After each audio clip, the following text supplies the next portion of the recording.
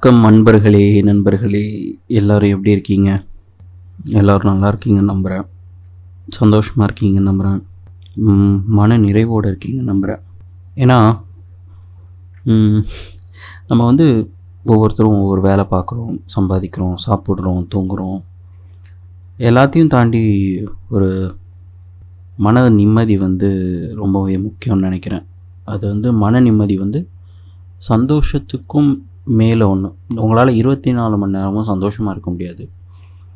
ஆனால் ஒரு ஒரு ஒரு லெவல் ஆஃப் மன நிறைவோடு இருக்கலாம்னு நான் நினைக்கிறேன். நீங்கள் அடுத்து என்ன என்ன பிரச்சனை அப்படி யோசிச்சுட்டே இருந்தீங்கன்னா பிரச்சனை எண்ட்லெஸ்ஸுங்க. அதாவது ஒரு மனுஷன் பிறக்கிறதுக்கும் சாகிறதுக்கும் நடுவில் அவனுக்கு பிரச்சனைங்கிறது என்றைக்குமே கம்மியாகவே இருக்காது. நீங்கள் யோசிச்சு பாருங்கள், ஒரு நாள் கூட உங்களால் அடுத்த நாள் பற்றின கவலையோ இல்லை ஒரு ஒரு ஒரு லெவல் ஆஃப் என்ன சொல்கிறது, ஒரு அடுத்து என்ன ஆகும், இது எப்படி நம்ம ஹேண்டில் பண்ண போகிறோம், இது எப்படி நம்ம டேக்கிள் பண்ண போகிறோன்ற ஒரு தாட் இல்லாமல் நம்மளால் இருக்கவே முடியாது. அது ஹியூமன் நேச்சர். ஆனால் அது எப்போவுமே என்னை ஒன்று பாதர் பண்ணிகிட்டே இருக்கும்போது நான் எப்படி மன நிறைவோடு இருக்க முடியும் அப்படின்னு நீங்கள் கேட்குறீங்கன்னா, சில விஷயங்கள் நம்ம க்ராஸ் பண்ணால் தான் நம்ம லைஃப்பில் அடுத்த லெவலுக்கு போக முடியும். அப்படி இருக்கும்போது வேறு வழியே இல்லை, நீங்கள் பல்ல கடிச்சிட்டு அதை க்ராஸ் பண்ணி தான் ஆகணும். நிறைய ஒரு ஜென் தத்துவம் இருக்குது. என்னென்னா இந்த ஜென் தத்துவத்தை பற்றி பேசும்போது எனக்கு ஆளினால் அழகுராஜா தான் ஞாபகத்துக்கு வருது. அந்த படத்தில் எம்எஸ் பாஸ்கர் டான்ஸ் மாஸ்டர் இருப்பார். அப்போ சொல்லுவார், ஒருத்தனுக்கு ஆடணும்னு நினைக்கும்போது அவனுக்கான ஸ்டேஜ் வரும் அப்படின்னு சொல்லிட்டு. நீங்கள் ஒரு விஷயத்தை நடத்தி காட்டணும்னு முடிவு பண்ணிட்டீங்கன்னா நீங்கள் எப்படி அதை நடத்தி காட்டிடுவீங்க. அது யார் துணையும் தேவையில்லை. அப்படி ஒரு விஷயத்தை இந்த உலகம் உங்களுக்கு ஓப்பன் பண்ணும். அதை நம்புங்க. ஏன்னா நான் அதை நம்புகிறேன். நம்மளால் ஒரு விஷயத்தை ஃபேஸ் பண்ணுறோம் அப்படின்னா நம்மளோட சக்திக்கு அப்பாற்பட்டதை நிச்சயமாக இருக்காது. நம்மளால் அதை ஹேண்டில் பண்ண முடியும். ஸோ என்ன தான் பிரச்சனைகள் இருந்தாலும் நல்லதை மட்டுமே நம்ம பார்ப்போம். ஏன்னா you are what you attract. நீங்கள் என்னவா ஆகணும்னு நினைக்கிறீங்களோ அதை நீங்கள் மேனிஃபெஸ்ட் பண்ணணும். அதை பற்றி நீங்கள் யோசித்தா தான் நம்மளை சுற்றி இருக்கிற பாசிட்டிவ் வைப்ஸ் நமக்கு சாதகமாக பண்ணிக்க முடியும். பாட்டுக்காரன் கொஞ்சம் போதனைக்காரனாக மாட்டேன், சாரி. ஸோ இந்த வாரம் ஒரு 2-3 பாட்காஸ்ட் நான் லைனப் பண்ணியிருந்தேன், to be very honest. But வரவேண்டிய கெஸ்ட்ஸ் ஒவ்வொருத்தரும் ஒவ்வொரு வேலையில் மாட்டிக்கிட்டாங்க. என்னால் அதை ரெக்கார்ட் பண்ண முடியல. ஸோ இந்த வாரம் ஒரு த்ரோ பேக் போகலாம் அப்படின்னு யோசித்தேன். த்ரோ பேக் போகலாம், சரி என்ன ஆல்பம் போகலாம் அப்படின்னு யோசிச்சுட்டு இருக்கும்போது போன வாரத்தில் நான் ரொம்ப நாள் கழித்து என் மனசுக்கு ரொம்ப பிடிச்ச ஒரு படம், அதாவது அந்த படத்தை சுமார் ஒரு 100 தடவை பார்த்துருப்பேன். எக்ஸாக்ரேட்டே பண்ணல, 100 தடவை பார்த்துருப்பேன், ஈஸியாக பார்த்துருப்பேன். 100 தடவை பார்த்த படத்தை ஒரு 101வது தடவை பார்க்குறேன். எனக்கு எந்த இடத்துலையும் போர் அடிக்கலை. என்னை மியூசிக்கெல்லாம் அந்த படம் என்னை ஒரு ட்ராவலில் கூப்பிட்டு போகுது. என்னை படம் பார்த்துட்டு இருக்கும்போது டைலாக் சொல்கிறேன், பிஜிஎம் பண்ணுறேன். த்ரூ அவுட் த ஃபிலிம் ஒரு முகத்தில் ஒரு புன் சிரிப்போடையே நான் அந்த படத்தை பார்த்து முடித்தேன். அப்போது படத்தை பார்த்து முடித்த பிறகு தான் அந்த படம் சார்ந்த என் வாழ்க்கையில் நடந்த நினைவுகள்லாம் ரொம்ப அழகாக ஞாபகத்துக்கு வந்துச்சு. சரி, அதை பற்றியே பேசலாம் அப்படின்னு முடிவு பண்ணி உட்காந்துருக்கேன். ஸோ இந்த வாரம் நம்ம த்ரோ பேக்கில் பார்க்க போகிற படம் / ஆல்பம் பையா. பையா எனக்கு ரொம்ப பிடிச்ச, எனக்கு ரொம்ப மனசுக்கு நெருக்கமான ஆல்பம் ப்ளஸ் படம். அந்த படத்தினால அந்த ஆல்பம் ஸ்பெஷல் ஆச்சா இல்லை அந்த ஆல்பம்னால் அந்த படம் ஸ்பெஷல் ஆச்சான்னு எனக்கு தெரியலை. நான் அப்படி அனலைஸ் பண்ணி பார்க்கவே இல்லை இன்றைக்கி வரைக்கும். அந்த படம் என்னவோ ஒரு கம்ஃபர்ட் மூவி. அதாவது if I am having a rough day, என்னால் சும்மா யூடியூப்பில் அந்த படத்தை போட்டுட்டு ஃபுல்லாக பார்க்க முடியும். அந்த மாதிரியான ஒரு படம். அந்த படத்தில் இருக்க கான்ஃப்ளிக்ட் தெரியும், வில்லன்ஸ் தெரியும், சீன்ஸ் தெரியும், எல்லாம் மனப்படமாக தெரியும். இருந்தாலும் அந்த படம் பார்க்கும்போது ஒரு லெவல் ஆஃப் கம்ஃபர்ட்னஸ் கொடுக்கும். அதாவது நல்ல குளிரில் உங்களை உங்களுக்கு பிடிச்ச ரூமில் உங்களுக்கு பிடிச்ச பாட்டை கேட்டுட்டு போர்வை போற்றி நீங்கள் படுத்திருந்தீங்கன்னா உங்களுக்கு எப்படி இருக்குமோ அந்த மாதிரி ஒரு ஃபீல் எனக்கு பையா கொடுக்கும். ஸோ அதனால் பையா பற்றி பேசலான்னு. பையா முக்கியமாக வந்து யுவன், நாமத்துக்குமார், லிங்குசாமி இந்த 3 பேர் இருக்கிறாங்க எனக்கு ரொம்ப பிடிச்ச மனிதர்கள். ஸோ பையா ஃபஸ்ட்டு வந்து பீமா ரிலீஸ் ஆகுது. பீமா வந்து ஹாரிஸ் மியூசிக்கு. ஆக்சுவலாக பீமா அனௌன்ஸ்மெண்ட் வந்தப்போ எனக்கு பெரிய டிசப்பாயின்மெண்ட். சண்டைக்கோழி மாதிரி ஒரு ஆல்பம் யுவன் வச்சு பண்ணிவிட்டு இவர் எப்படி இவ்வளோ பெரிய ஹிட்டு கொடுத்து அடுத்த படம் ஹாரிஸ்ட்டை போயிட்டார் அப்படின்னு ஒரு பெரிய டிசப்பாயின்மெண்ட். ஒரு யுவன் ஃபேனாக வந்து என்னை ரொம்ப ஒரு ஏன்னா யுவன் கூட ட்ராவல் பண்ண டேரக்டர்ஸ் எல்லாருமே விஷ்ணுவர்தனாக இருக்கட்டும், அமீரா இருக்கட்டும், சிம்புவாக இருக்கட்டும், அவங்க எல்லாருமே அந்த பாயிண்ட் ஆஃப் டைமில் வந்து அவங்களோட ஃபில்ம் மேக்கிங் ஸ்டைல் வந்து யூனிக்காக இருக்கும். பட் சண்டைக்கோழியில் வந்து நான் பார்த்த யுவன் ஒரு பயங்கரமான கமர்ஷியலான ஒரு விஷால் மாதிரி ஒரு ஹீரோவை, மாஸ் ஹீரோவை எலிவேட் பண்ண ஒரு படம் சண்டைக்கோழி. விஷால் இத்தனைக்கும் 1 ஃபிலிம் ஓல்டு தான். விஷாலை வந்து சண்டைக்கோழியில் பார்க்கும்போது எல்லாருக்குமே சர்ப்ரைஸ் தான். எப்படி ஒரு செகண்ட் படம் பண்ணுற ஒரு ஹீரோவால் இவ்வளோ பெரிய ஒரு மாஸ் மொமெண்ட்டை, ஒரு மாஸ் எலிவேட்டிங் சீனை வந்து கேரி பண்ண முடியுது அப்படின்னு ஆச்சரியப்பட வச்ச படம் சண்டைக்கோழி. அதில் பார்த்துட்டு வந்து இதுக்கப்புறம் இவனை வந்து இந்த மாதிரி ஒரு ஜோனில் பார்க்கலான்னு நினச்சிட்டு இருக்கும்போது அடுத்த படம் பீமா வந்து ஹாரிஸ்ட்டை போயிட்டார். ஹாரிஸ்ட்டை போயிட்டு படம் பீமா எல்லா பாட்டுமே ஹிட்டு. நான் அதுக்கப்புறம் நினச்சேன் ஓகே பீமாவுக்கு அடுத்து இவர் இனிமேல் ஹாரிஸ் கூட தான் ட்ராவல் பண்ணுவார் அப்படின்னு நினச்சேன். பட் பீமா ரிலீஸ் ஆச்சு. ரிலீஸ் ஆன பிறகு பையாவோட அனௌன்ஸ்மெண்ட் வருது, லிங்குசாமி வந்து கார்த்தி கூட படம் பண்ணுறாரு அப்படின்னு சொல்லிட்டு. மியூசிக் யுவன். ரொம்ப சந்தோஷமாயிடுச்சு அதை பார்த்து. ஓகே நம்ம சண்டைக்கோழியில் பார்த்த மாதிரி ஒரு ப்ரைம் ஃபார்ம் கமர்ஷியல் யுவனை வந்து நமக்கு லிங்குசாமி சார் கண்டிப்பாக திரும்ப கொடுத்துருவார் அப்படின்னு வெயிட் பண்ணிருக்கோம். ஸோ ஃபஸ்ட் லுக் ரிலீஸ் ஆகுது. ஃபஸ்ட் லுக் வந்து ஒரு ஃபோட்டோ ஷூட் தான். அப்போ வந்து இந்த இண்டியா கிளிட்ஸ், கலாட்டா, பிஹைண்ட் வுட்ஸ்லலாம் வந்து வால்பேப்பர்ஸ் வரும். ஒரு படத்தோட அனௌன்ஸ்மெண்ட் வந்தோடனே படத்தோட போஸ்டர்ஸ்லாம் வந்து இப்போ போஸ்டர் ஒட்டின பிறகு, பேப்பர் ஆடில் வந்த பிறகு அந்த படத்தோட வால்பேப்பர்ஸ் வரும். செம்ம ஸ்டைலிஷாக கார்த்தி. அதாவது கார்த்தி வந்து அப்போது 2 படம் ரிலீஸ் ஆகிருந்துச்சு. ஒன்று வந்து உங்களுக்கு தெரியும் பருத்தி வீரன், இன்னொன்று 1000 ஒருவன். 2லேயுமே டார்க்காக அழுக்கான ட்ரெஸ் மட்டுமே போட்டுட்டு இருந்த கார்த்தி பயங்கர ஃப்ரெஷ்ஷாக, பயங்கர ரெஃப்ரெஷிங்காக, கலர்ஃபுல்லான ட்ரெஸ்ஸில் ரொம்ப ஒரு அர்பன் யங்ஸ்டர் லுக்கில் கார்த்தி இருக்கார். அந்த போஸ்டர்ஸ்லாம் பார்த்து ஓகே பயங்கர ஒரு அர்பன் கிளாஸாக வைப்ரண்ட்டாக ஒரு ஆல்பம் கேட்க போகிறோம் அப்படின்னு அப்போ இருந்து எக்ஸ்பெக்டேஷன்ஸ் எகிற ஆரம்பிச்சிருச்சு. ஸோ அதில் பார்த்திங்கன்னா ஃபஸ்ட்டு அந்த வால்பேப்பர்ஸில் லிங்குசாமி, யுவன் சங்கர் ராஜா, யுகபாரதி, நாமத்துக்குமார் அப்படின்னு இருந்துச்சு. ஸோ ஓகே அப்போவே டிசைட் பண்ணிட்டோம். அதுக்கு முன்னாடி வந்து யுவன் திருப்பதி பிரதர்ஸ், அதாவது லிங்குசாமியோட ப்ரொடக்ஷன் ஹவுஸ்க்கு வந்து தீபாவளி பண்ணியிருந்தார். தீபாவளியில் யுகபாரதி பாட்டு எழுதியிருந்தார். ஸோ அதனால் மேபி யுகபாரதி கூட திரும்ப லிங்குசாமி பண்ணுறாரு. ஆல்சோ லிங்குசாமி நிறைய இடத்துல சொல்லியிருக்காரு யுகபாரதி வந்து அவருடைய லக்கி சாம் அப்படின்னு. ரன் படத்தில் காதல் பிசாசே, அப்புறம் வந்து பல்லாங்குழியின் வட்டம் பார்த்தேன், அந்த பாட்டு எவ்வளோ பெரிய ஹிட்டுன்னு உங்களுக்கு தெரியும். ஸோ அதெல்லாம் அது வந்து யுகபாரதியோட டெக்னிக்கலாக அந்த பாட்டு வந்து அவரோட ஃபஸ்ட்டு பாட்டு அவ்வளோ பெரிய ஹிட்டுன்னு ஒன்று யுகபாரதி வந்து லக்கி சாமாவே ட்ராவல் பண்ணிட்டு இருந்தார். ஸோ பையாலையும் ஒரு பாட்டு எழுதுறாரு அப்படின்னு நினச்சிட்டு போயிட்டே இருந்துச்சு. தென் ஆல்மோஸ்ட் ஒரு வருஷம் கழித்து படத்தோட ஆடியோ லான்ச் அனௌன்ஸ்மெண்ட்ஸ் வருது, பேப்பர் ஆட்ஸ் வருது. விரைவில் இசை, துள்ளலான இசை விரைவில் அப்படின்னு சொல்லிட்டு. அப்புறம் ஒரு நாள் இன்று முதல் இசை அப்படின்னு வருது. ஆடியோ லான்ச் வந்து சத்தியமாக நடக்குது. டைரக்டர் சங்கர், சிம்பு எல்லாம் லான்ச் பண்ணுறாங்க. யுவன் அட்டன் பண்ணுறாரு. வெங்கட் பிரபு தான் அந்த ஆடியோ லான்ச்சை ஹோஸ்ட் பண்ணது. அப்போ வந்து வெங்கட் பிரபு 2 ஹிட்டு கொடுத்துட்டாரு. கோவாக்கு முன்னாடி, ஆமாம் கோவாக்கு முன்னாடி சரோஜா, சென்னை 28 2மே ரிலீஸ் ஆகிருந்துச்சு. ஸோ ஒரு டைரக்டர் இன்னொரு படத்தோட டைரக்டரோட நட்புக்காக ஒரு ஆடியோ லான்ச்சை ஹோஸ்ட் பண்ணுறாரு. ஸோ செம்ம ஃபன்னாக போகுது ஆடியோ லான்ச். அந்த ஆடியோ லான்ச்சில் எல்லாருமே இவனை பயங்கரமாக புகழ்ந்து பேசுகிறாங்க.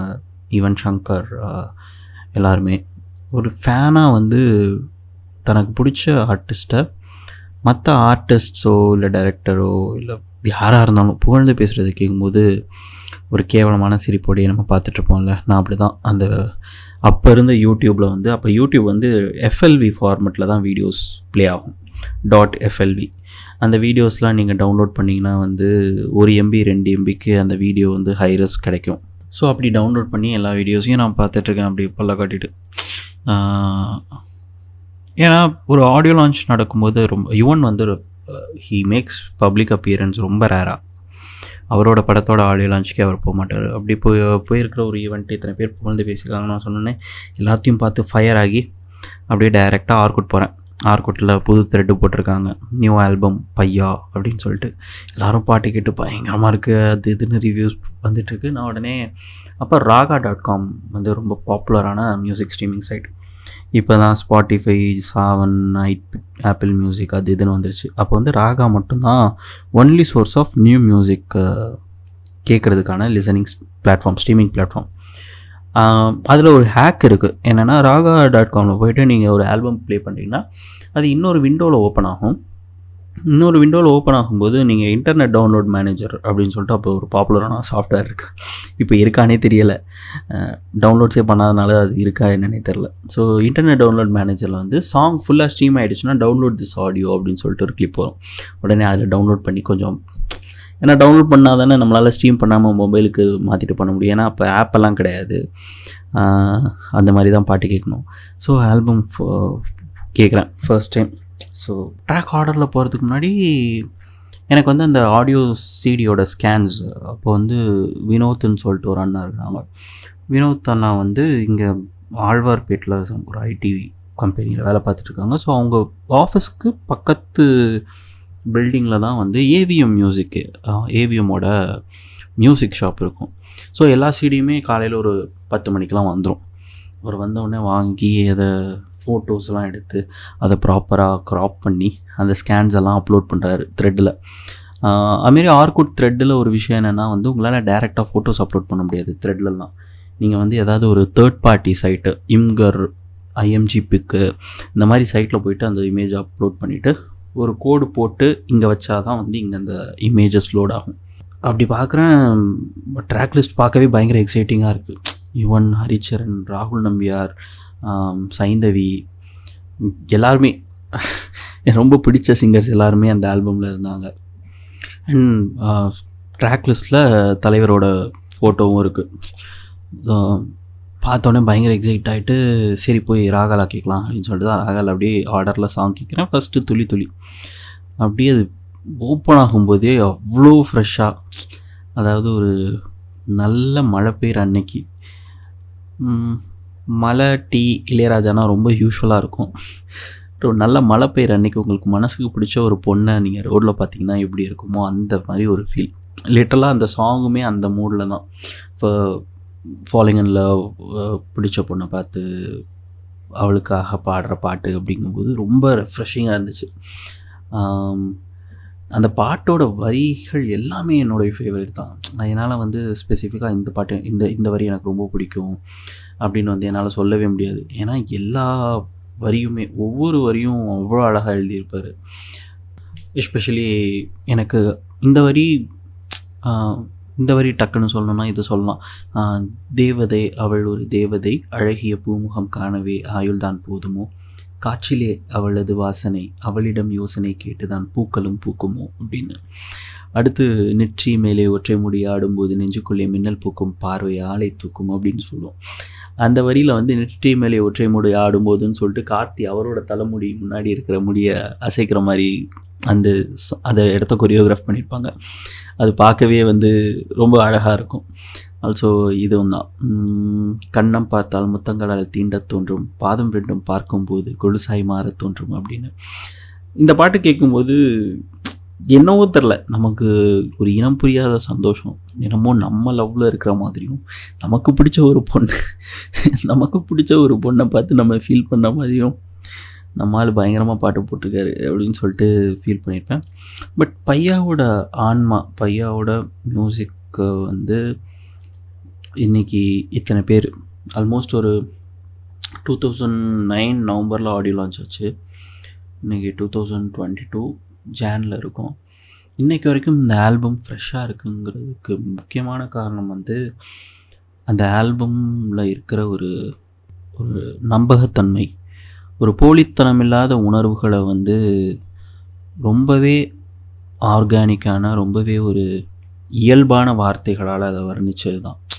ஸோ முத்துக்குமாரை வந்து பெருசாக மிஸ் பண்ணுறதுக்கு மெயின் ரீசன் என்னென்னா, இன்றைக்கி பாடல் வரிகளோட குவாலிட்டியெல்லாம் மொக்கையாக இருக்குது, அது ஒரு விஷயம்.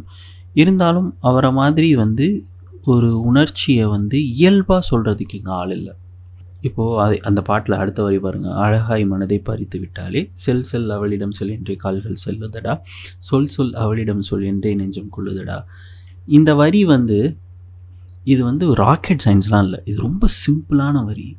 இது அந்த டியூனில் போய் உட்கார்ற ஒரு அழகு இருக்குல்ல, அது ரொம்ப ஜென்யூனாக வந்தனால தான் வந்து அந்த டியூனில் அப்படி ஜெல்லாகி உட்கார்ந்துருக்கு. இல்லைனா வந்து இந்த பாட்டை நம்ம என்றைக்கோ மறந்துருப்போம்.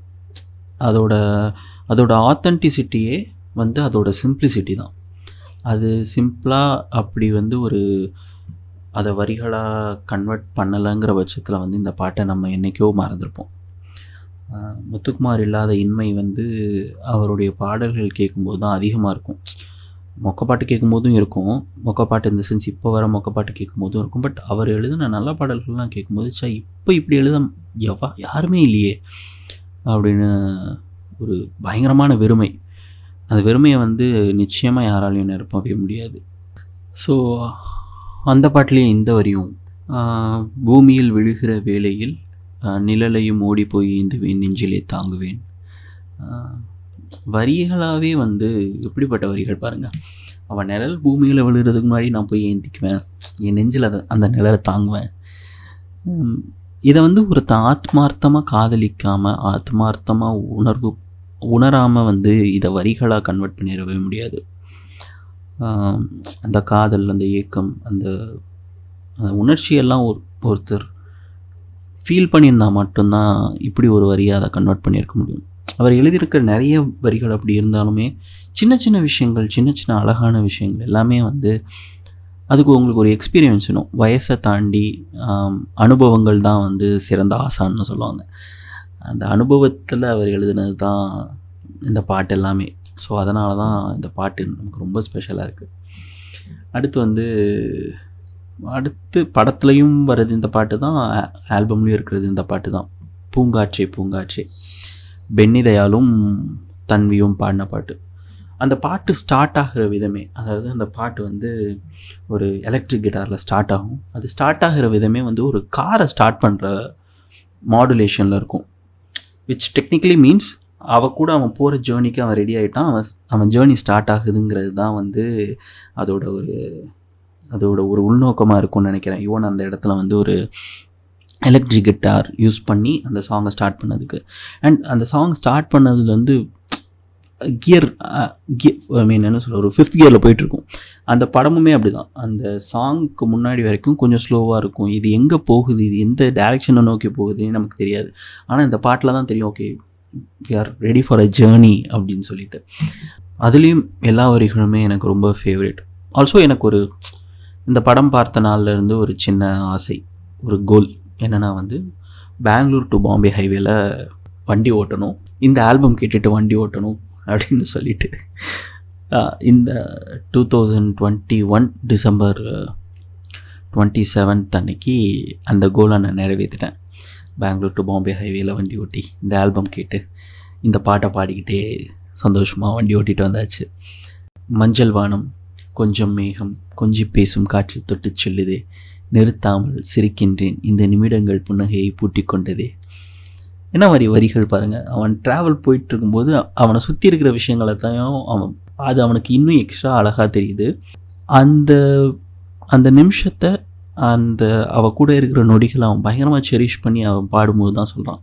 மஞ்சள் வானமும் கொஞ்சம் மேகமும் அந்த கொஞ்சி பேசுகிற காற்றும் வந்து என்னை தொட்டு போகுது, நான் நிறுத்தாமலே சிரிச்சிட்ருக்கேன், இந்த நிமிஷம் ஃபுல்லாக என் புன்னகையிலே வந்து நான் பூட்டிக்கிறேன் அப்படின்னு சொல்கிறான். ஆல்சோ கண்ணாடி சரி செய்து பின்னாடி உன் கண்ணை பார்க்கின்றேன், பெண்ணை நான் உன் முன்னே ஒரு வார்த்தை பேசாமல் தோற்கின்றேன் அப்படின்னு சொல்லிட்டு. அவள் அந்த காரில் வந்து பார்த்திங்கன்னா அந்த மேக்ஸிமம் ஜேர்னியில் அவள் பின்னாடி தான் உட்காந்துருப்பாள். அவள் கார் ஓட்டும்போது தான் இவன் ஒரு சீக்வன்ஸில் முன்னாடி உட்காந்துருவான், மற்றபடி அவள் வந்து பின்னாடியே உட்காந்துருப்பாள். ஸோ கண்ணாடி சரி பண்ணிட்டு நான் உன் முகத்தை பார்த்துட்ருக்கேன், நீ பின்னாடி இருக்கிற, ஆனால் உன் முன்னாடி பேசுறதுக்கு வார்த்தை இல்லாமல் நான் தோற்கிறேன். ஏன்னா ரொம்ப அந்த அந்த அந்த பாட்டு நடக்கிற இடத்துனால ரொம்ப ஒரு ஷை டைப் போன பாயாக இருப்பார் கார்த்தி. ஸோ அதனால் அப்படி ஒரு வரி. பட் இருந்தாலும் எனக்கு இந்த வரி கண்ணாடி சரி செய்து பின்னாடி உன் கண்ணை பார்க்கிறேன், அது வந்து ரொம்பவே அந்த அந்த வரி வரும்போது என்னையே அறியாமல் நான் சிரிச்சுப்பேன். அந்த மாதிரியான வரி அது.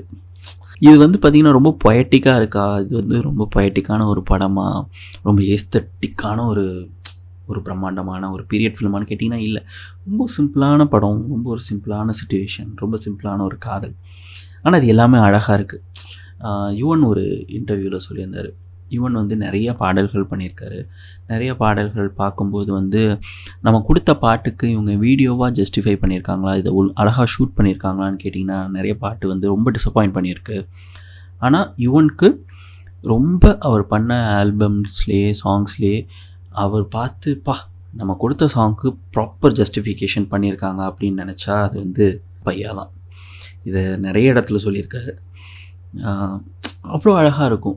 ஈவன் அந்த டைம் பார்த்திங்கன்னா அந்த படத்தை வந்து ஃபிலிமில் தான் ஷூட் பண்ணாங்க. அவ்வளோ ஷார்ட்ஸ் இருக்கும். இந்த சாங்கில் மட்டுமே அவ்வளோ ஷார்ட்ஸ் இருக்கும். பூங்காற்றில் இஷ்டத்துக்கு ஷூட் பண்ணியிருப்பாங்க. நிறைய ஃபிலிம் செலவு பண்ணியிருப்பாங்க. பட் அதை சூப்பராக எடிட் பண்ணியிருப்பார். ஆண்டனி தான் எடிட்டர். ஆண்டனி தான் வந்து என்னை கொஞ்சம் மாற்றி எடிட் பண்ணியிருப்பார். அந்த பேட்டர்ன் அது கொஞ்சம் ஃபாஸ்ட் கட்டாக இருக்கும். இது ரொம்ப அழகாக இருக்கும். இன்னொரு வரியும் இந்த பாட்டில், ஏதோ ஊர் தாண்டி ஏறலாம் பேர் தாண்டி போகின்றேன், நில்லென்று சொல்கின்ற நெடுஞ்சாலை விளக்காக அணைகின்றேன் எரிகின்றேன் அப்படின்னு. அதாவது நான் அந்த ட்ராவல் போயிட்டுருக்கேன், ஏதோ ஊரில் போயிட்டுருக்கேன், நிறைய பேரை தாண்டி போயிட்டுருக்கேன். ஆனால் நெடுஞ்சாலை விளக்கு மாதிரி டிராஃபிக் லைட் மாதிரி ஆஃப் ஆகுறேன், எரிகிறேன். மொழி தெரியா பாடலிலும் அர்த்தங்கள் என்று புரிகிறதே, வழித்துணையாய் நீ வந்தாய், போகும் தூரம் குறைகிறதே அப்படின்னு இருக்கும். நான் போயிட்டுருக்க ஜேர்னியில் எந்த ஊர் வந்து எனக்கு தெரியாது.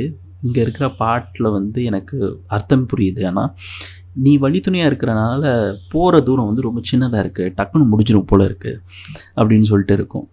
இது வந்து தெரியல, நான் இப்போது இந்த ஆல்பம் பற்றி பேசும்போது சிரிச்சிட்டே பேசிகிட்டு இருக்கேன். ஸோ அந்த மாதிரியான ஒரு ஸ்வீட்டான ஆல்பம், ஸ்வீட்டான மெமரிஸ். ஸோ யா, அடுத்த பாட்டு வந்து ஆல்பமில் அடடா மலடா, ராகுல் நம்பியாரும் சைந்தவியும் பாடின பாட்டு. ஆக்சுவலாக இந்த ஒரு ட்ரிவியா இருக்குது. ஸோ என்ன ட்ரிவியானா, அந்த ஆல்பம் வந்து லாஸ்ட்டாக லிங்குசாமி, முத்துக்குமார், யுவன் வந்து 3 பேர் கேட்டுட்ருக்காங்களாம். மாஸ்டர் வந்து ஒரு லேபிளுக்கு கொடுக்கறதுக்கு முன்னாடி கேட்டுட்ருக்கும்போது தான் ரியலைஸ் பண்ணியிருக்காங்க படத்தில் வந்து ஃபீமேல் வோக்கலே இல்லை அப்படின்னு. அந்த ஹீரோயின் பெர்ஸ்பெக்டிவில் இருந்து பாட்டே இல்லையே, இது ரொம்ப தப்பாக இருக்குமே நம்ம ரிலீஸ் பண்ணால் அப்படின்னு நினச்சிட்டு உடனே தான் சஜஸ்ட் பண்ணியிருக்காங்க. அடடா மலடா வந்து ப்ராப்பராக வந்து ஒரு ட்ரீம் சாங். அது வந்து நடக்கிறதுக்கான எந்த ஒரு அது ரியலாக நடக்கிறதுக்கான எந்த ஆஸ்பெக்ட்டுமே இல்லை. ஸோ அது ட்ரீம் சாங்குன்றனால இவனோட ட்ரீம் சாங் அது, அதில் அவள் பாட்டு பாடுற மாதிரி நம்ம வச்சுக்கலாமே, தப்பில்லையே அப்படின்னு சொல்லி டிசைட் பண்ணோடனே அன்றைக்கி அங்கே சைந்தவி வேறு ஏதோ ரெக்கார்டிங்க்கு வந்திருக்காங்க, அவங்கள கூப்பிட்டு பாட வச்சுட்டாங்களாம் அந்த லாஸ்ட் போர்ஷன் மட்டும். அதுக்கப்புறம் இல்லை படத்தில் லாஸ்ட்டாக ஷூட் பண்ண சாங் வந்து அடடா மலடா. ஸோ அதனால தான் இப்போ நம்ம பார்க்குற வெர்ஷனில் வந்து சைந்தவி பாடுற மாதிரியான இது இருக்கும். அந்த பாட்டுமே அப்போ வந்து பயங்கரமான ஒரு ஹிட்டு, குழந்தைங்கள்லாம் பாடி பாடி ஹிட் ஆக்கின ஒரு பாட்டு. இந்த வரி இதில் எனக்கு ரொம்ப பிடிக்கும். பாட்டு பாடாத பாட்டு, மழை தான் பாடுது கேட்காத பாட்டு, உன்னை என்ன சேர்த்து வச்ச மழைக்கு ஒரு சலாம் போடு, என்ன கொஞ்சம் காணலி உனக்குள்ளே தேடிப்பார் அப்படின்னு. அந்த மழைனால தான் அவங்க அந்த இடத்துல ஆட ஆரம்பிச்சிருப்பாங்க. ஸோ அதனால் அந்த வரி இருக்கும், உன்னை என்ன சேர்த்து வச்சது மழைக்கு ஒரு சலாம் போடு அப்படின்னு சொல்லிட்டு. எனக்கு இன்னொரு விஷயம் பயங்கர ஃபேசினேட்டிங்காக இருக்கும் என்னென்னா, முத்துக்குமாரோட வரிகளில் வாலி எல்லாருமே அதை பண்ணியிருக்காங்க. பட் முத்துக்குமாரோட வரிகள் வந்து கதையோட ரொம்பவே ஐக்கியமாக இருக்குங்கிற மாதிரி எனக்கு ஒரு ஃபீல். எல்லா கவிஞர்களும் பண்ணுறது தான், இப்போ சுத்தமாக இல்லை. பட் அந்த டைமில் இப்போது பையா மாதிரி ஒரு படத்துக்கு வந்து ஒரு சிச்சுவேஷன் சொன்னாலுமே அந்த கதை என்ன, அந்த கதையில் இந்த பாட்டுக்கான ரோல் என்ன, இந்த பாட்டு வந்து அந்த கதையை எந்த கட்டத்துக்கு கொண்டு போகுதுங்கிறது தெரிஞ்சால் தான் வந்து இந்த மாதிரி வரியெல்லாம் வந்து பாட்டுக்குள்ளே ஒழிச்சு வைக்க முடியும். மேபி முத்துக்குமார் அவர்கள் வந்து ஒரு அசிஸ்டன்ட் டைரக்டராகவும் ஒர்க் பண்ணனால அவருக்கு அது இன்னும் பெட்டராக கன்வே பண்ண முடியுதுன்னு நினைக்கிறேன். ஸோ அந்த பாட்டும் என்னுடைய ஃபேவரட். அடுத்த ஆல்பமில் வந்து சுத்துதே பூமி, Karthik and Sunitha Sarathi. Even though ஆல்பமில் பூங்காற்றிலே தன்வி வாய்ஸ் இருந்தாலும், இதில் என் காதல் சொல்லலையும் தன்வி வாய்ஸ் இருக்கும், சுத்துதேலையும் சுனிதா சாரதி வாய்ஸ் இருக்கும். இது எல்லாமே மோர் ஆர் லைக் ஹம்மிங், ஒரு ஹம்மிங் வோக்கலாக தான் இருக்குமே தவிர ஒரு ஃபுல் ஃப்ளெஜ்டு வரிகளுக்கான குரல் இருந்தது கிடையாது. சைந்தவியோட அடடா மடடா தவிர மற்ற எந்த பாட்டுலேயுமே வந்து ஃபீமேல் வரிகளை உச்சரித்து பாடுற மாதிரி இருக்காது. சுத்துதே பூமி பற்றி சொல்லணும். ஏன்னா சில பாடல்கள் வந்து நம்மளை பயங்கரமாக ஃப்ரெஷ்ஷாக ஃபீல் பண்ண வைக்கும் இல்லையா. எனக்கு வந்து சுத்துதே பூமி தான். 2010லலாம் வந்து டோரண்ட்டில் ஏதாவது இப்போ டவுன்லோட் போடுறோன்னா 4 GB டவுன்லோட் ஆகிறதுக்கு 24 hours ஆகும். லிட்ரலாக வந்து நான் இன்றைக்கி நைட்டு 10 மணிக்கு ஒரு டவுன்லோட் பண்ணுறேன்னா நாளைக்கு நைட்டு 10:45 தான் வந்து டவுன்லோட் முடியும். அது வரைக்கும் சிஸ்டம் ஷட் டவுன் பண்ணக்கூடாது, இன்டர்நெட் ஆனில் இருக்கணும். நைட்டு வந்து 2 to 4 early morning 2 to 4 internet speed கொஞ்சம் பெட்டராக இருக்கும். ஓவராலாகவே நைட்டு இன்டர்நெட் ஸ்பீட் பெட்டராக இருக்கும். இப்போ இருக்கிற மாதிரி டக்குன்னு போட்டோன்னே 700 MB ஒரு நிமிஷத்துலலாம் டவுன்லோட் ஆகாது. அப்படி இருக்கும்போது வந்து நான் ரேராக தான் என் சிஸ்டமை ஷட் டவுன் பண்ணுவேன். மாதத்துக்கு ஒரு தடவை ஷட் டவுன் பண்ணி ஒரு 3 மணி நேரம் அது ஷட் டவுனில் இருந்தால் பெரிய விஷயம். அவ்வளோ கன்சியூம் பண்ணுவேன் இன்டர்நெட்டு. அப்படி இருக்கும்போது ஏதாவது ஒரு ஆல்பமோ இல்லை ஒரு படமோ இல்லை சாஃப்ட்வேரோ பைரசி தான், பட் வேறு வழி இல்லைங்க எங்களுக்கு. அப்படி டவுன்லோட் இப்போ டவுன்லோட் பண்ணிட்டு போகிறேன்னா சில சமயம் காலையில் 3 மணிக்கு எழுந்துச்சி டவுன்லோட் போட்டிருப்பேன். நெக்ஸ்ட் டே மார்னிங் 3 o'clock நான் செக் பண்ணுவேன் ஒழுங்காக டவுன்லோட் ஆயிருக்கா. ஏன்னா அப்போ வந்து நிறைய ஃபேக் ஃபைல்ஸ் இருக்கும், சில இது வைரஸ் இருக்கும். ஸோ டவுன்லோட் பண்ணோன்னே செக் பண்ணலன்னா வந்து ஏதாவது பிரச்சனை ஆகிடும்னு சொல்லிட்டு இமீடியட்டாக செக் பண்ணுவேன். அப்படி இருக்கும்போது என்னோடய ப்ளேலிஸ்ட்டை நான் டிசைன் பண்ணிட்டு படுப்பேன். மேக்ஸிமம் தூங்க மாட்டேன், பட் ஒரு 12 மணிக்கு நான் படுக்க போகிறேன்னா அடுத்த 3 மணி நேரத்துக்கு சாங்ஸை வந்து ரேண்டமாக ஷஃபில் பண்ணி வச்சுருப்பேன். எப்போ இந்த டவுன்லோட் முடியும், ஒரு 3:15 டவுன்லோட் முடியுதுன்னா 3:10 சுத்துதே பூமி ப்ளே ஆகிற மாதிரி செட் பண்ணிவிட்டு படுத்துருவேன். நான் சுத்துதே பூமி கேட்டேன்னா எஞ்சிருவேன். இப்போ வரைக்கும் சுத்துதே பூமி சாங் நான் கேட்டேன்னா பயங்கர ஃப்ரெஷ்ஷாக ஃபீல் பண்ணுவேன். ஈவன் நைட் ஒரு 3:30 நான் எந்திக்கிறேன். அப்படி இருந்தாலும் சுத்துதே பூமி கேட்டால் பயங்கர ஃப்ரெஷ்ஷாக இருப்பேன். என்னமோ 3 மணிக்கு எந்திரிச்சு பல் தேய்ச்சி தலைக்கு குளித்து ஒரு செம்மையாக ஒரு டீ குடித்த மாதிரி ஒரு ஃப்ரெஷ்னஸை வந்து சுத்துதே பூமி வந்து எனக்குள்ளே ஒரு கடத்தும். அது என்ன மேஜிக்னே தெரியல. அது அந்த டைமில் மட்டும்தான் அப்படி இருக்கான்னு கேட்டிங்கன்னா இல்லை, எப்போவும் எனக்கு அதே ஃபீல் தான். எஸ்பெஷலி இன்டர்லூடுக்கு அப்புறம் வரும், சிரித்து தான் பேசும்போது நீ வலைகளை விரிக்கிறாய், சைவம் என்று தான் சொல்லிக்கொண்டு நீ கொலைகளை ஏன் செய்கிறாய் அப்படின்னு சொல்லிட்டு. அதுக்கப்புறம் கார்த்திக் இந்த வரி பாடினது ரொம்ப அழகாக இருக்கும். அங்கும் இங்கும் என்னை விரட்டும் பறவை, என்ன சொல்ல உந்தன் மிரட்டும் அழகையே, விட்ட வெளி நடுவே அட கொட்ட விழித்தே துடிக்கிறேன். பாடி தொலைச்சிட்டேனா, மன்னிச்சிருக்கேன். நான் திரும்ப ஒரு தடவை சொல்கிறேன். அங்கும் இங்கும் என்னை விரட்டும் பறவையே, என்ன சொல்ல உந்தன் மிரட்டும் அழகையே, வெட்ட வெளி நடுவே அட கொட்ட வெளித்தே துடிக்கிறேன் அப்படின்னு சொல்லிட்டு. அது ஏன்னா அவங்க வந்து காட்டில் மாட்டியிருப்பாங்க, நைட்டில் வெட்ட வெளியில் இருப்பாங்க, பக்கத்தில் அருவி இருக்கும், தான் விரும்புகிற பொண்ணு இருப்பா, தூரத்தில் நிலவு இருக்கும், எல்லாமே சிஜி தான். இருந்தாலும் அதை பார்க்கும்போது ரொம்ப அழகாக இருக்கும். அதான் சொல்லுவான், வெட்ட வெளி நடுவே அட கொட்ட வெளித்தே துடிக்கிறேன். வெட்ட வெளியில் நான் இருக்கிறேன், கொட்ட முடிச்சுட்டு விழிச்சிட்டே நான் துடிக்கிறேன் அப்படின்னு இருக்கும். அதே தான் 2வது சரணம்லேயும், இதயம் முருகிதான் கரைந்து போவதை நான் பார்க்கிறேன், இந்த நிமிடம் தான் இன்னும் தொடருமா, கேட்கிறேன் உன்னை கேட்கிறேன், இது என்ன வசந்த காலமா, இடைவெளி இன்னும் குறைந்து போகுமா, இப்படி ஒரு இரவு அட இங்கே வந்த நினைவும் மறக்குமா அப்படின்னு சொல்லிட்டு. இந்த மாதிரி ஒரு இரவில் எனக்கு பிடிச்சவங்க கூட நான் இந்த இரவை நான் ஸ்பெண்ட் பண்ணிகிட்ருக்கேன். இங்கே வந்த நினைவு மறக்கவே மறக்காது, இது எப்போவுமே எனக்கு அழகாக இருக்கும் அப்படின்னு சொல்லிட்டு அழகாக இருக்கும் அந்த வரி. ஆல்சோ பாட்டு முடியும் போது இந்த வரி, உன்னழகை விண்ணிலிருந்து எட்டி நிலவு பார்த்து ரசிக்கும், உன் கொலுசில் வந்து வசிக்க குட்டி நட்சத்திரங்கள் மண்ணில் குதிக்கும் அப்படின்னு சொல்லிட்டு. தெரியலங்க, இந்த ஆல்பம் வந்து நிஜமாகவே வேறு லெவல் தான். வேறு லெவல் இந்த சென்ஸ் எப்படி சொல்கிறது,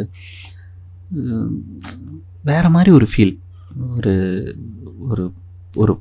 16 வயசு பையனுக்கு ஒரு முதல் காதல் என்ன மாதிரியான ஒரு இன்பத்தை கொடுக்குமோ அதே இன்பம். அது இத்தனை வருஷம் கழிச்சும் இவ்வளோ ஃப்ரெஷ்ஷாக இருக்குது. இதை வந்து நான் நடுராத்திரியில் உட்காந்து பேசிக்கிட்டு இருக்கேன் அவங்க கூட. நான் ஆரம்பித்ததுலேருந்து இப்போ வரைக்கும் சிரிக்கிறது நேரத்தில் என் கண்ணு 2 வலிக்குது. அப்படி பேசிகிட்டு இருக்கேன்னு நினைக்கும் போது தான் ரொம்ப ஆச்சரியமாக இருக்குது. இசை நமக்கு கொடுக்குற இன்பங்கள் வந்து அலாதியானது. அதை வந்து நம்மளால் அளக்கவே முடியாது. இசை எவ்வளோக்கு இசை மட்டும் இல்லைன்னா ரொம்ப கஷ்டமாக போயிருக்கும். பூமியே வந்து ஒரு நரகமாக தான் இருந்திருக்கும். ஸோ அடுத்த பாட்டு வந்து சார்ட் பஸ்டர் ஆஃப் 2009 2010 என் காதல் சொல்ல நேரமில்லை. அந்த பாட்டோட ஸ்ட்ரக்சர் பாருங்கள். என் காதல் சொல்ல நேரமில்லை, உன் காதல் சொல்ல தேவையில்லை, நம் காதல் சொல்ல வார்த்தை இல்லை, உண்மை மறைத்தாலும் மறையாது, நீ சொன்னாலும் சொல்லனாலும் அது மறையாது அப்படின்னு. உன் கையில் சேர ஏங்கவில்லை, உன் தோளில் சாய ஆசை இல்லை, நீ போன பின்பம் சோகமில்லை என்று பொய் சொல்ல தெரியாதுடி அப்படின்னு. அதாவது உன் கையில் சேர ஆசையில், உன் கையில் சேர ஏங்கலை, நான் உன் தோளில் சாய எனக்கு ஆசை இல்லை, நீ போன பிறகு எனக்கு சோகமே இல்லை, இப்படிலாம் எனக்கு பொய் சொல்ல தெரியாது என்று பொய் சொல்ல தெரியாத டீலியே சொல்லிட்டாரு. உன் கையில் சேர நான் ஏங்குறேன், உன் தோளில் சாய நான் ஆசைப்பட்றேன், நீ போன பிறகு எனக்கு பயங்கர சோகமாக இருக்குது அப்படின்னு சொல்லிட்டு ஒருதலை காதலோட ஒரு சோகம்னு சொல்லலாம், இல்லை ஒரு பிட்டர் ஸ்வீட்னு சொல்லலாம். பிட்டர் ஸ்வீட் தான் கரெக்டாக இருக்கும்னு நினைக்கிறேன். அதை வந்து இந்த வரியை விட எனக்கு தெரியல, எனக்கு இதை விட எப்படி இதை அழகாக சொல்ல முடியும்னு எனக்கு தெரியல. காற்றோடு கைவீசி நீ பேசினால் இந்த நெஞ்சோடு புயல் வீசுதே, வயதோடும் மனதோடும் சொல்லாமலே சில எண்ணங்கள் வலை வீசுதே அப்படின்னு சொல்லிட்டு, நீ கைவீசி பேசுகிற, நீ நார்மலாக கைவீசி பேசுகிறதே வந்து எனக்கு வந்து பயங்கர புயலாக இருக்குது, என் மனசிட்ட சொல்லாமே நிறைய எண்ணங்கள் வந்து வலை வீசுது, அதில் நான் மாட்டி போயணும்னு தோணுது. இந்த மாதிரியான வரிகள்லாம் இருக்கும். அதுலேயே இந்த வரியும் எனக்கு ரொம்ப பிடிக்கும். யாரும் பார்க்காமல் எதை பார்க்கிறேன், என்னை அறியாமல் உன்னை பார்க்கிறேன், சிறு பிள்ளை என எந்த இமைகள் அது உன்னை கண்டாலே குதிக்கின்றது அப்படின்னு சொல்லிட்டு. இதில் முக்கியமாக நீங்கள் கவனிக்க வேண்டிய வரி வந்து சிறு பிள்ளை என எந்த இமைகள் அது உன்னை கண்டாலே குதிக்கின்றது. சின்ன குழந்தைக்கு சந்தோஷம் வந்துச்சுன்னா அது எப்படி குதிக்குமோ, என்னோடய இமை வந்து உன்னை பார்க்கும்போது அப்படி குதிக்குதுன்னு சொல்கிறாரு. எனக்கு தெரியலங்க, இருந்தாலும் மனுஷனே இல்லை, ஹியூமனே இல்லை தெரியுமா நீ, அதை தான் எனக்கு சொல்லணும்னு தோணுது. என்ன மாதிரியான கவிஞனை நம்ம இழந்துட்டு நிற்கிறோம். வாழ்க்கை ரொம்ப குரூரமானது, என்ன சொல்லனே தெரிலங்க. இந்த வரியை சொல்லும்போது எனக்கு இன்னொரு வரி ஞாபகம் இருக்குது. அஞ்சான் படத்தில் காதலாசை வந்து கபிலன் எழுதியிருப்பார். அதில் வந்து அவர் எப்படி எழுதியிருப்பார், ஒரு குழந்தையின் மகிழ்ச்சியைப் போலவே உன்னை விடுமுறை தினம் என பார்க்கிறேன் அப்படின்னு சொல்லிட்டு. இரண்டுமே காதலுக்கும் குழந்தைக்கும் குழந்தையின் மகிழ்ச்சிக்குமான ஒரு என்னன்னு சொல்ல ஒரு எடுத்துக்காட்டு தான். பட் இருந்தாலும் எனக்கு சிறு பிள்ளை என எந்த இமைகள் அது உன்னை கண்டாலே குதிக்கின்றதை வந்து ரொம்ப பிடிச்ச வரி. கடைசியாக வந்து படத்தில் லாஸ்ட் சாங் வந்து ஏதோ ஒன்று என்னை தாக்க. ஏதோ ஒன்று என்னை தாக்க வந்து படத்தில் ஃபஸ்ட்டு ரிலீஸ் ஆன ஆல்பமில் இல்லை, அதாவது நவம்பர் 2009 ஆடியோ ரிலீஸ் ஆகும்போது அந்த ஆல்பமில் அந்த பாட்டு கிடையாது. படம் ரீரெக்கார்டிங் பார்த்துட்டு அந்த பாட்டை ஆட் பண்ணாங்க. முன்னாடி இருக்கிற ஒரு பெரிய விஷயம் என்னென்னா, இந்த மாதிரி சர்ப்ரைசஸ் தான். இந்த பாட்டு படத்தில் இருக்குங்கிறது யாருக்குமே தெரியாது. படத்தை ஃபஸ்ட் ஷோ பார்த்தவங்க வெளில வந்து சொன்ன பிறகு தான், ஒரு எக்ஸ்ட்ரா சாங் இருக்குது, அதை இவனே பாடியிருக்காரு, பயங்கரமாக இருக்குது அப்படின்னு சொன்னோடனே நாங்கள் டக்குனு ராகா.com போய் பார்ப்போம், பாட்டு ரிலீஸ் ஆகிருக்கோம். ஸோ அப்படி தான் வந்து எல்லாருக்குமே ஏதோ ஒன்று என்னை தாக்க பரிச்சயமாச்சு. ரொம்ப ஸ்லோவான, சிம்பிளான, ரொம்ப ஒரு எமோஷ்னலான சாங். என்னை உன்னிடம் விட்டு செல்கிறேன், ஏதுமில்லை என்னிடத்தில், எங்கே போவது, யாரை கேட்பது, எல்லா பாதையும் உன்னிடத்தில் அப்படின்னு இருக்கும். நான் என்னையே உன்கிட்ட விட்டு போகிறேன், என்கிட்ட எதுவுமே இல்லை, எங்கே போயிட்டு நான் யார்கிட்ட பேசுகிறது எதுவுமே எனக்கு தெரியல, என்னோடய எல்லா பாதையும், அதாவது என் வழி எல்லாமே வந்து உன்கிட்ட இருக்குது அப்படின்னு சொல்லியிருக்கோம். திரும்ப சொல்கிறேன் கேளுங்க. என்னை உன்னிடம் விட்டு செல்கிறேன், ஏதும் இல்லையே என்னிடத்தில், எங்கே போவது, யாரை கேட்பது, எல்லா பாதையும் உன்னிடத்தில் அப்படின்னு சொல்லிட்டு அதை யுவன் பாடினது வந்து அது இன்னும் பெயின்ஃபுல்லாக இருக்கும். இவனுக்கே உரித்தான ஒரு லவ் ஃபெயிலியர் சாங் வாய்ஸில் அந்த சாங் கேட்கும்போதெல்லாம் வந்து அப்படியே ஒரு குலுக்கிறோம். என்னங்க நான் லவ்வே பண்ணல, எனக்கு கண்ணு கலங்குதுன்ற மாதிரி இருக்கும். ஸோ யுவன் அதை பயங்கர பெயின்ஃபுல்லாக அந்த வரிகளோட வழியை வந்து நமக்குள்ளே கடத்தியிருப்பார். அது கேட்கவே ரொம்ப ரொம்ப கஷ்டமாக இருக்கும். ஸோ ஃபஸ்ட்டு ஷோ அப்போ தான் எங்களுக்கு தெரியும். அந்த மாதிரியான ஒரு சர்ப்ரைஸ் வந்து இப்போ இல்லவே இல்லைங்கிறது ரொம்ப வருத்தத்துக்குரிய ஒரு விஷயம். ஒன்று, நான் இண்டஸ்ட்ரியில் இருக்கேன், ஸோ அதனால் எனக்கு ஏதாவது நடந்துச்சுன்னா தெரியும். பட் வெளியில் இருக்கிற ஒரு காமன் ஆடியன்ஸுக்குமே இண்டஸ்ட்ரியில் இருக்கிற எல்லா விஷயமே வந்து முன்கூட்டியே தெரிகிறது வந்து நிறைய வகையில் வந்து ஒரு சர்ப்ரைஸ் எலமெண்ட்டை கொள்ளுதுன்னு தான் நான் நினைக்கிறேன். அது வந்து அது படத்துக்கு ஒரு பிஸ்னஸ்க்கா இல்லை ஒரு அந்த மாதிரி ஒரு ஆன்டிசிபேஷனுக்கு அது ஓகே. பட் ஒரு ஃபேனுக்கு கிடைக்கிற ஒரு சந்தோஷத்தை வந்து அது பயங்கரமாக ஸ்பாயில் பண்ணுதுங்கிறது என்னுடைய கருத்து. ஸோ இந்த எபிசோட் வந்து நம்ம த்ரோபேக் கேட்டோம். பையாவோட த்ரோபேக் எனக்கு பிடிச்ச one of my favourite album from Lingusamy sir, Muthukumar and Yuvan. இதுக்கடுத்து தான் வேட்டை பண்ணாங்க. வேட்டையும் எனக்கு பிடிச்ச மாதிரி தான் இருந்துச்சு. வேட்டைக்கு அடுத்து அஞ்சான். ஸோ இந்த எபிசோட் உங்கள் கூட சேர்ந்து இந்த பையா பற்றி பேசினது வந்து ரொம்ப சந்தோஷம், ரொம்ப சந்தோஷம். ஆல்மோஸ்ட் ஒரு 40 நிமிஷம் ஆயிருக்கு. இந்த 40 நிமிஷமும் என் முகத்தில் சிரிப்பு இருந்துச்சு. அந்த சிரிப்பு உங்களுக்கு கடத்தியிருக்கேன்னு நம்புகிறேன். அட்லீஸ்ட் ஒரு 10% நான் உங்களுக்கு கடத்தியிருந்தேன்னா அதை விட எனக்கு மிகப்பெரிய சந்தோஷமே கிடையாதுங்க. அதுதான் சந்தோஷம். ஸோ இந்த எபிசோடு உங்களுக்கு பிடிச்சிருக்கோன்னு நம்புகிறேன். நீங்கள் பையா ஆல்பம் கூட ஷேர் பண்ண மெமரிஸ் இல்லை கதைகள் எது இருந்தாலும் என் கூட ஷேர் பண்ணுங்கள். சேர்ந்தே இசையை ரசிப்போம். ரசனை வந்து எல்லாருக்குமே ரொம்ப முக்கியம். நீங்கள் இதை கேட்டுட்ருக்கீங்கன்னா வந்து தெரில, ஏதோ ஒரு வகையில் நம்ம ரசனை ஒத்து போனனால தான் நம்ம இங்கே நீங்கள் ஏதோ கேட்டுட்ருக்கீங்க.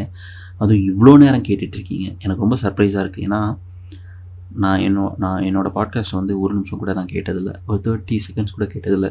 இது வரைக்கும் இன்னும் 32வது எபிசோடுன்னு நினைக்கிறேன். இது வரைக்கும் அப்பப்போ கேட்டிருக்கேன். குவாலிட்டி செக்காக அங்கங்கே தள்ளி ஸ்லைடரை வச்சு கேட்டதே இல்லை. பட் என் குரலை சகிச்சுக்கிட்டு இவ்வளோ நேரம் நீங்கள் கேட்டுட்ருக்கீங்கனாலே வந்து நம்மளோட டேஸ்ட் பயங்கரமாக எங்கேயோ சிங்க் ஆகிருக்கு. ஸோ இசைக்கு நன்றி, எல்லாத்துக்குமே நன்றி. தொடர்ந்து சப்போர்ட் பண்ணுங்கள். நிறைய உங்களுக்கு பிடிச்ச சாங்ஸ் என் கூட ஷேர் பண்ணுங்கள். நிறைய பாடல்கள் நான் இப்போது மிஸ் பண்ணியிருப்பேன். ஸோ ஏதாவது நீங்கள் வேறு லாங்குவேஜ் சாங்ஸ் கேட்குறீங்க, பெங்காலி கேட்குறீங்க, இல்லை மராட்டி கேட்குறீங்கன்னா அந்த லாங்குவேஜ் சாங்ஸ் எனக்கு ஷேர் பண்ணுங்கள், நானும் கேட்குறேன். இசையால் இணைந்திருப்போம். அடுத்த எபிசோடில் பார்க்குறேன். அது வரைக்கும் உங்களிடமிருந்து விடைபெறுவது உங்கள் பாட்டுக்காரன்.